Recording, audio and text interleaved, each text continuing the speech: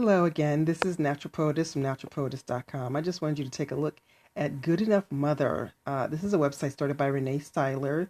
She used to be a journalist with CBS Radio, and she left there and now has a blog called Good Enough Mother. And I guest posted, and I wrote, I'm a mom living with a disability and 6 things that I want you to know. So when I finish, you can also ask questions. So thank you for joining. Thank you to the replay viewers. And so if you've ever wanted to ask a mom or a person with a disability something, I'm going to share in my experience about being a person with a disability. So my story briefly is that in January of 1990, I was in a car accident. I woke up and I was paralyzed. Oh, do you? Well, then you can understand, hopefully. The result of a car accident that I barely remembered. The prognosis wasn't very good. The injury was between the seventh and eighth vertebrae, and so the paralysis was from the chest down. I also had a broken arm, and I had some new hardware, a halo, and the cast, and so things weren't looking very good. As a matter of fact, good morning. I was very afraid. So I'm going to show you the pictures now this is the car that I was in, the aftermath of the accident that left me with paralysis. This used to be a Conquest TSI made by Mitsubishi. At least it was back in '89 when the driver purchased the car. Yes. So I did survive that. And as my friends and family came to see me, I began to be slowly reassured that life wasn't over, that it was just going to be different. And there were a lot of things that I wanted people to know about people living with disabilities. And so these are the 6 things that I wanted to share. Number 1, we're normal. I mean, for the lack of a better term. That's me with my son at a meetup group in our home. So for lack of a better term, people who have disabilities, we're just like everyone else. One of the most famous families that considered to have a disability was the Roloff family. Oh, do you? Okay. Hi, how are you? Wow. Well, you're a strong mom, just like myself and many mothers around the world. Thank you for joining. The Roloff family, autism. Yes. That's that is challenging. Yes, it is. Thank you for joining. So I brought out in the article about the Roloff family and how, they had a career, they had a home, she had children, but people still tended to stare at them when they were out in public. And, people that have disabilities just live differently. But first and foremost, we're human beings. We have lifestyles, we have the same ideas and desires to live a happy and healthy, fulfilling life the same as anyone else does. Oh, okay. Okay, let me click the next for me here. So that's me there. So as I said, for lack of a better term, we're normal. Can you go back up a second? So that's the first thing I wanted people to know. We're human beings and we're normal. Number 2, I wanted people to know that we date. I met my son's father, who's now my husband, when I was in college. I dated with almost the same frequency after the accident as I did before the accident. But a lot of people had a lot of questions. Thank you. And this was before the pre-internet and social media phase. So to me, the dating pool was healthy because I never stopped looking at myself as who I am. I never stopped looking at myself as Deborah.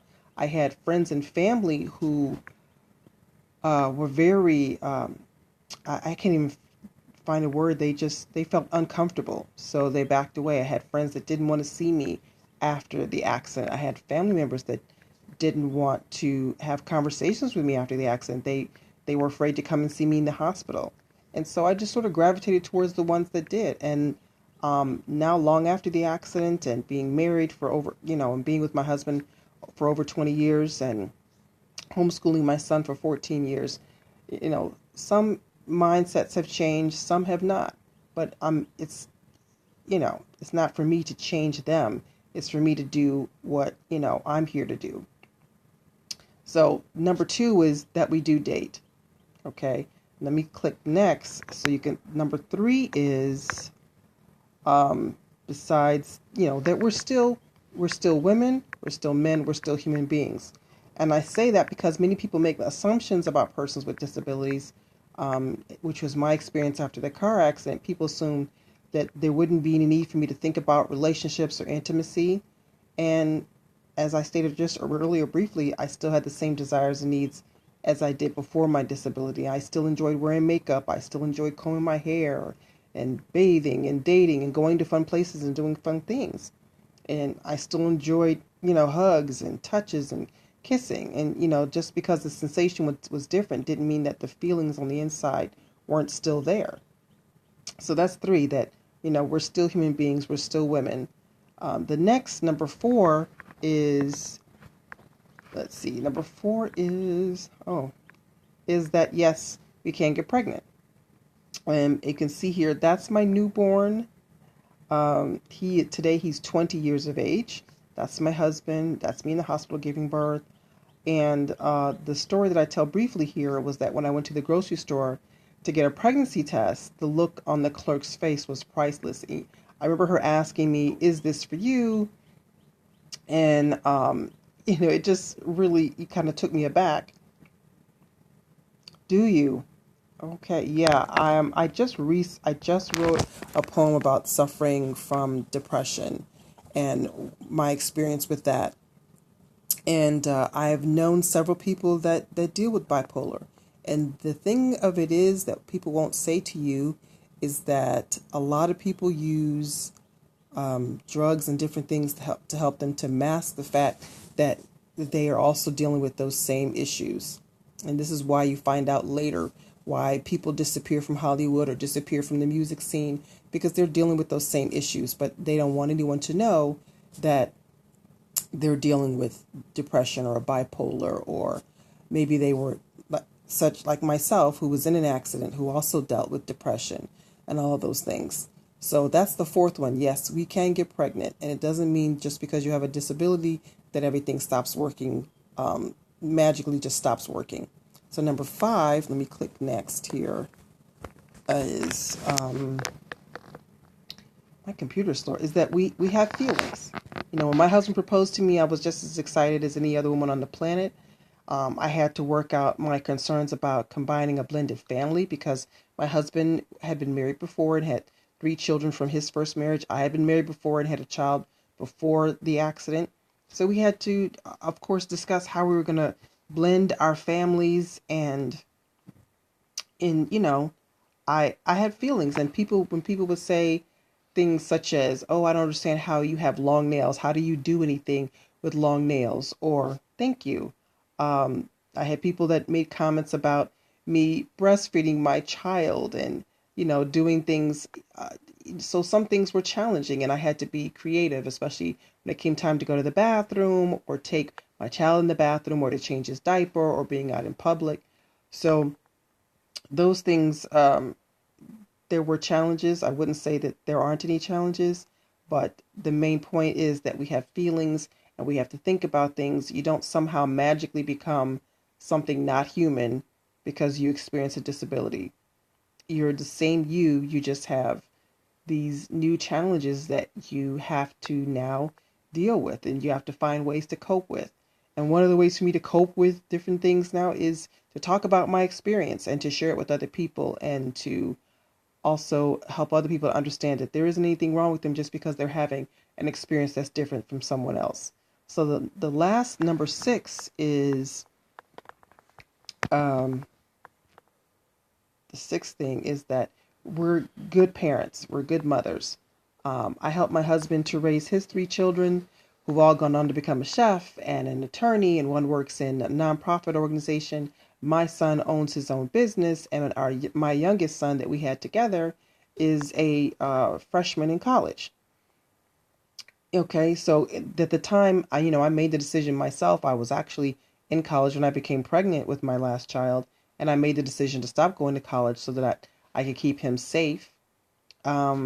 And we also made the decision when he turned 4 to homeschool him. So I'm a veteran homeschooler now, retired, because he's in college. So those are the 6 things that I wanted to share with people.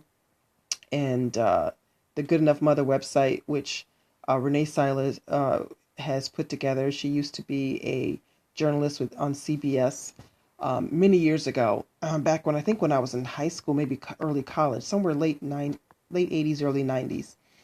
And she left, and she put together this website, and she's also on Twitter. So I was really honored that she allowed me to share my story about what it's like being a mother with a disability. And you can read the article at goodenoughmother.com under guest posting. And my name is Deborah, also known as Natural Poetess, which you can find on Twitter, and my website, which is naturalpoetess.com. So those are the things, and if anybody has any questions, but the one lady who did speak up already is also experiencing her own disabilities. So I just thought it would give people an opportunity to ask questions if they had some, but to share briefly what it is like for to be a mom with a disability, and especially after being a person that was completely healthy, and to go from that lifestyle to living with a disability. And I imagine it's much the same for people who go from being maybe not like having a disability, but how life can change so much for you, how you do things when you were young to now going to be an older person, and how society looks at people when they're older. I mean, older people we really should be revering them. I mean, they have lived through things, they've experienced things, and they have knowledge and information to share with young people if we would take the time to listen to them. I have a friend who I met here on Periscope that he scopes his with the name of Kabbalah, and his father is 96, and I just love to hear anything that this man has to say. You know, my grandparents lived to be 91 and 100, and I don't know if they didn't have as much time when I was younger to give a lot of, but as they were older and they, retired and began to just live their lives, I please, as much as possible, I just listened to whatever it is they had to say because they had survived so much. So, if no one has any questions, then I just want to thank you for coming to my scope. Yes, I'm a mom living with a disability, and 6 things that I wanted to share, and also about this website, goodenoughmother.com. And thank you very much. Thank you, and thank you to the replay viewers. Thank you for everyone who's come here live, and have an awesome day. Bye bye for now.